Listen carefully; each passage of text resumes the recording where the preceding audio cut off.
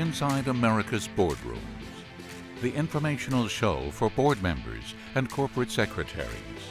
Brought to you with knowledge partners NASDAQ, the Center for Audit Quality, and PwC. Along with content contributors Equilar, Meridian Compensation Partners, Wilson Sonsini Goodrich and Rosati, Donnelly Financial Solutions, and the Society for Corporate Governance. Welcome to this edition of Inside America's Boardrooms. I'm TK Kerstetter, the CEO of Boardroom Resources and the editor-at-large at Corporate Board Member Magazine, and it's my pleasure to welcome you to the show. Today we're going to be talking about Main Street Investor and Audit Committee transparency updates.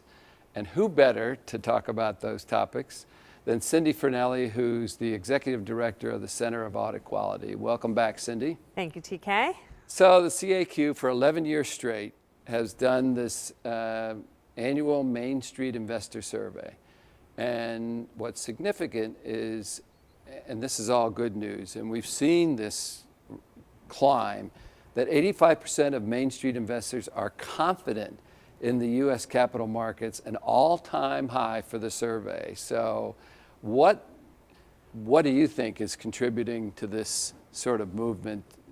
Probably ever since 2007, 2008 time, just continuing to climb. Yeah, so we do. We've for the last 11 years, we've asked Main Street investors, these are men and women on the street, if they're confident in U.S. capital markets, in audited financial statements, in U.S. publicly traded companies. And this year, the numbers were high yet again. And as you mentioned, in some categories, broke records. And so we're really pleased by that. It's good to see that trajectory. I will say investors as a group are really confident animals. And we've seen this even during the financial crisis. While the numbers dipped during the financial crisis, they were still relatively robust. So we ask investors, why do you have this confidence? Why you indicated that you were confident in our markets. Why is that? And a good percentage of them really feel as though our free market system or capitalism works. They trust the system, they like the system, they know that we have a system of checks and balances in place that gives them confidence in the marketplace, regardless of what's going on when they actually take the survey. Another thing that's really interesting this year was the administration, the Trump administration, was both a source of confidence and a source of a lack of confidence. So we asked those who had confidence, and again, you said it was 85%, that is correct. So of those 85%, the majority of them picked or had some kind of open-ended comment about the Trump administration. Now, a smaller percentage, 15% said they did not have confidence in our markets, and when we asked those 15%, many of them said the administration. So just like in Washington, where I live, inside the Beltway as we call it, outside the Beltway, the political process weighs heavily on investors' minds. And we've certainly seen that in all aspects of U.S. life these days. So. Yeah, so good or bad, supporter or not supporter, Republican or Democrat, what the president does, what happens in Washington is important to investors. It matters. So you guys have been busy at the CAQ because you also are working for the last 4 years on your Audit Committee Transparency Barometer, okay? The publication gauges how public company audit committees approach public communication and of their external auditors' oversight activities. Something that I know you guys have been working at to try and build that communication link.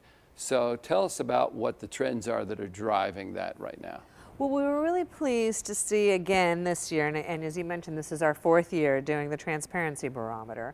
We think it's really important for audit committees because they're there standing in the shoes of investors. And we think it's important that they communicate with investors about their important oversight activities, not only of the external auditor, but also the financial reporting process. And so we decided to partner with Audit Analytics 4 years ago and start looking at those voluntary disclosures. And I want to stress these are voluntary. These are not disclosures that are mandated by the SEC or by the exchanges or listing agencies. These are voluntary efforts by audit committees to communicate more with investors about their important oversight work.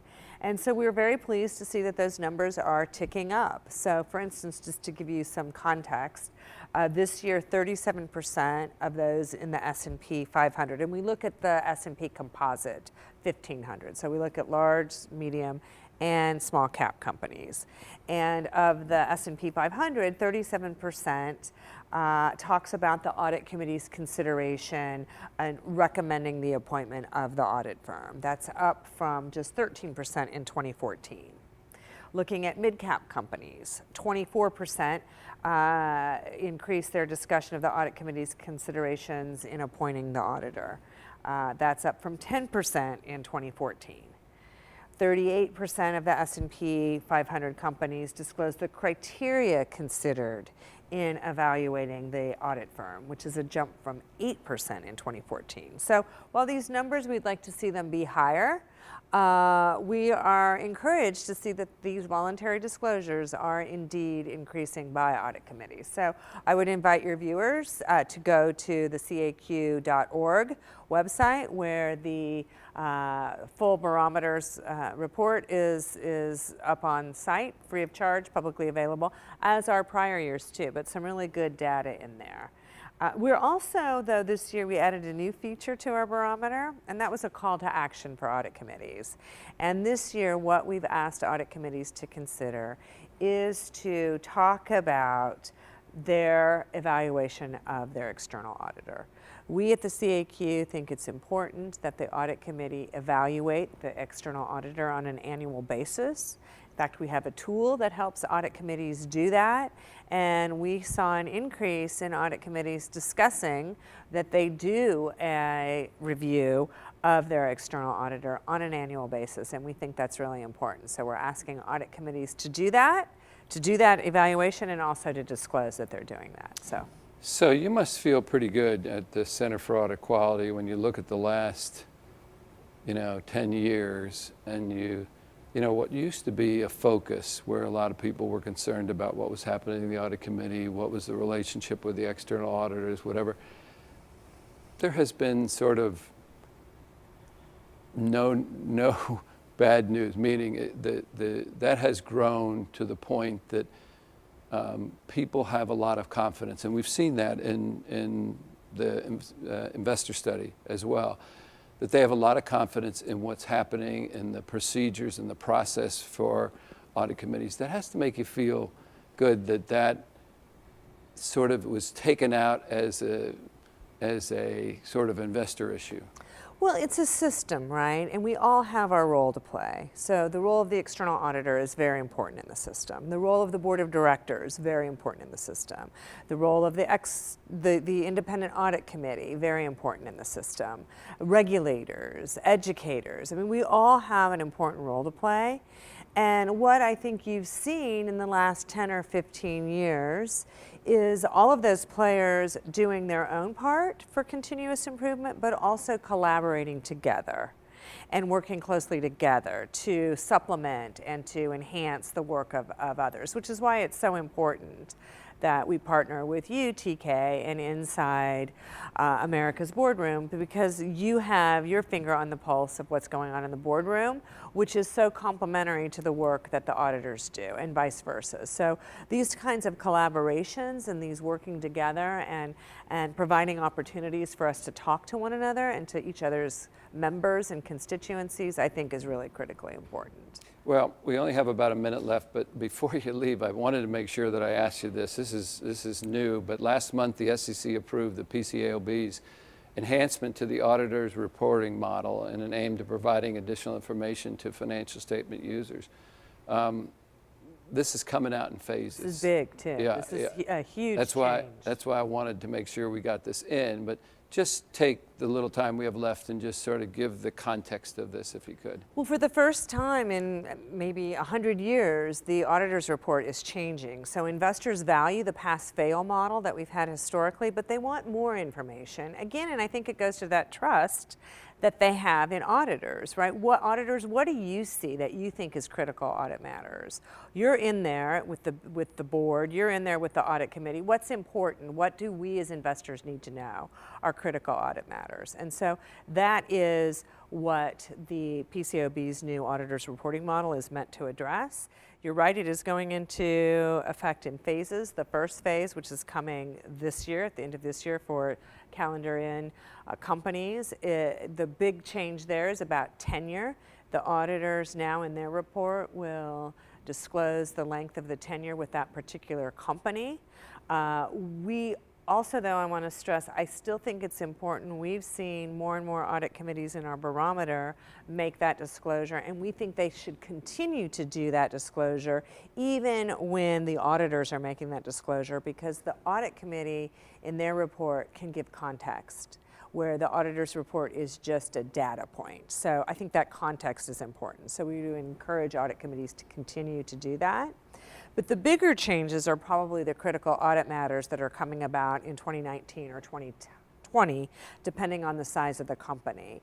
And that's going to take a lot of implementation work by regulators, by auditors, by preparers, and by audit committees. And so audit committees need to start having those conversations with their auditors, not what are the critical audit matters, but what do we as audit committees need to know, both from the company and from our auditors, about this implementation process, because it's going to be a big change, and I think it's going to be an opportunity for auditors to talk more about the work that they do, the important work that they do, and audit committees as well. So more to come on that. We are planning on issuing a tool, at least one, probably a couple of tools for audit committees, but just start having those conversations now. So it sounds like we'll have some reporting out in the future on these There issues? may be an opportunity for another segment on your show to talk about this. And another tool, which you guys do very well. So, well, Cindy, listen,